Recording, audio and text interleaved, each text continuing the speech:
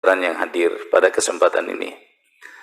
Yang pertama, saya ingin kepada Kepala Basarnas, saya paham sekali Pak, memang pekerjaan Bapak-Bapak ini luar biasa, menjalankan misi kemanusiaan, tapi kalau kita lihat anggarannya memang masih sangat minim.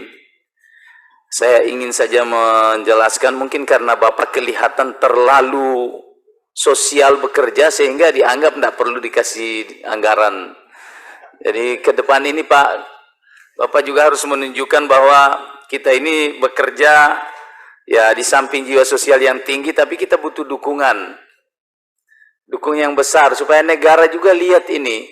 Karena kita kalau ada musibah, ada gempa, ada apa segala macam, harapan orang itu kebanyakan ke Basarnas.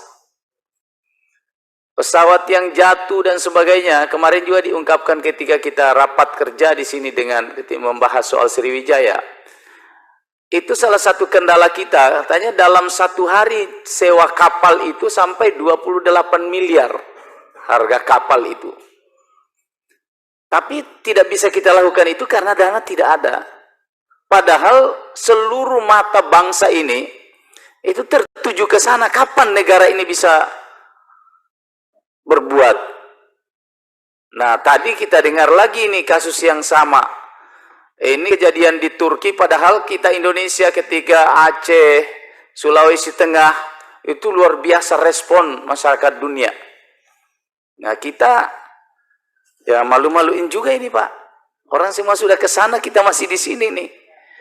Masih rapat. Itulah katanya Indonesia. Selalu lebih banyak rapatnya, selesai persoalan baru kita turun. Saya kira harus diambil langkah-langkah, pimpinan memang harus dikoordinasikan supaya jangankan ke luar negeri Pak, di tempat kita aja. Di Indonesia saja supaya hal ini menjadi perhatian yang sangat serius.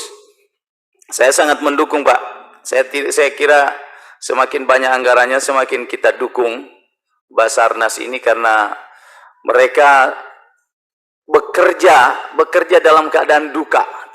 Orang bekerja dalam keadaan duka itu gimana situasinya Pak? Harapan orang lebih banyak ke sana. Tidak seperti misalnya kementerian-kementerian lain kalau bekerja dalam suasana yang tidak seperti Basarnas bekerja. Itu yang pertama. Saya tidak bermaksud mengutak-atik anggarannya Bapak, karena saya dengar presentasinya Bapak punya suara juga tadi, sudah suara-suara yang memelas begitu. Padahal kalau Bapak saya lihat di lapangan bekerja luar biasa. Nah, itu yang pertama.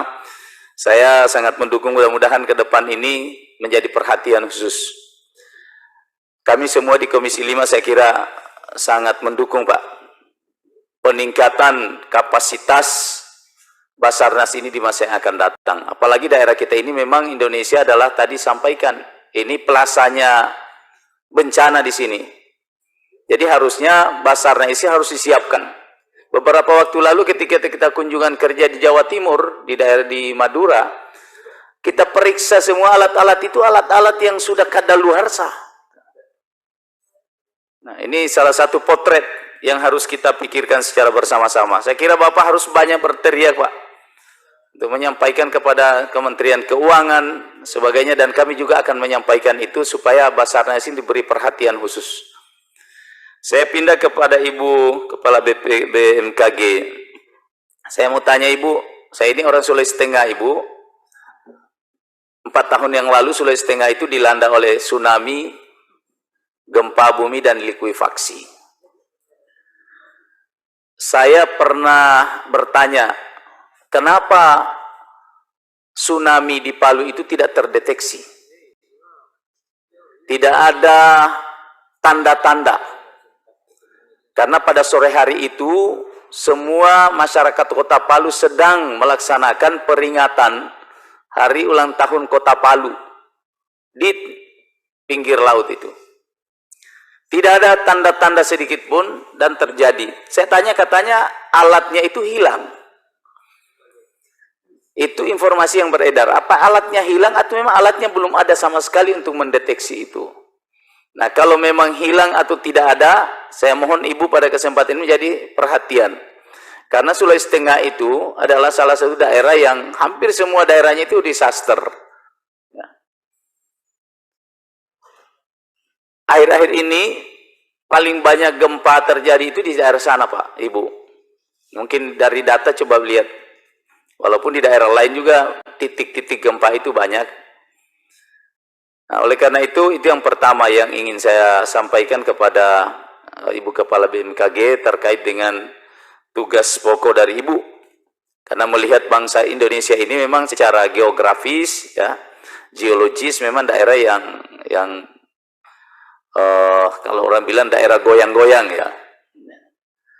Nah, kemudian yang kedua saya tertarik soal sekolah tadi, Bu.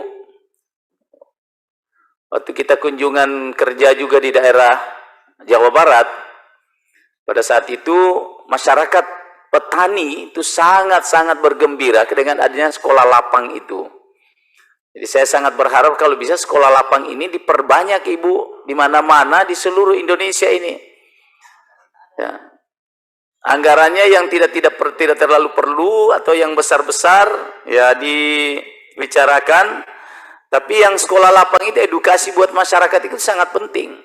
Ternyata baru saya paham BMKG ini bukan hanya dibutuhkan saat bencana atau untuk mendeteksi bencana, justru di bidang pertanian, di bidang perikanan, sebagai daerah maritim, daerah kita ini adalah daerah pertanian, ini ternyata sangat dibutuhkan.